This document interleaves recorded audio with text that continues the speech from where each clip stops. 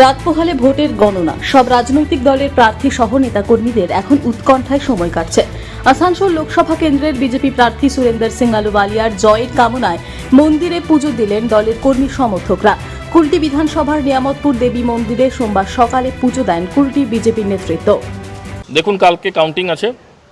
আমরা দীর্ঘদিন সময়, আজ 2 মাস ধরে ইলেকশন চলছিল। ইলেকশনের ফলাফল নিয়ে তো সবাই চিন্তিত ছিল। ভোট হলো শান্তিপূর্ণ ঢঙে।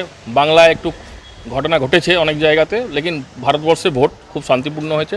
আমরা চাই কি এখানে আমাদের আলুওয়ালিয়াজি পদ্মফুল চিহ্নে জয়যুক্ত হন।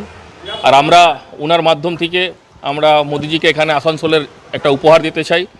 আমরা 2014তেও দিয়েছিলাম, 2019এও দিয়েছিলাম, মাঝে একটু কিছু ত্রুটি হয়েছিল। এই মুহূর্তে আমরা আলুওয়ালিয়াজির জয়যুক্তর জন্যে, পদ্মফুলের জয়যুক্তর জন্যে, 400 পারের জন্যে আমরা নিয়ামতপুর দেবী মন্দিরের প্রাঙ্গণে পণ্ডিতজিকে ডেকে এখানে পূজা অর্চনা করেছি।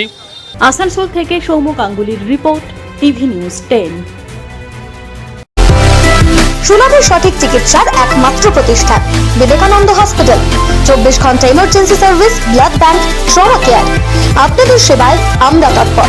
গুণমান ও পরিষেবায় দুর্গাপুর বিধাননগরের ডক্টর জাকির হোসেন এভিনিউর বিবেকানন্দ হসপিটাল শিল্পাঞ্চলের মানুষের মন জয় করেছে। সবার আগে খবরের আপডেট পাওয়ার জন্য সাবস্ক্রাইব করুন আমাদের ইউটিউব চ্যানেল এবং ক্লিক করুন বেল নোটিফিকেশন আইকনে।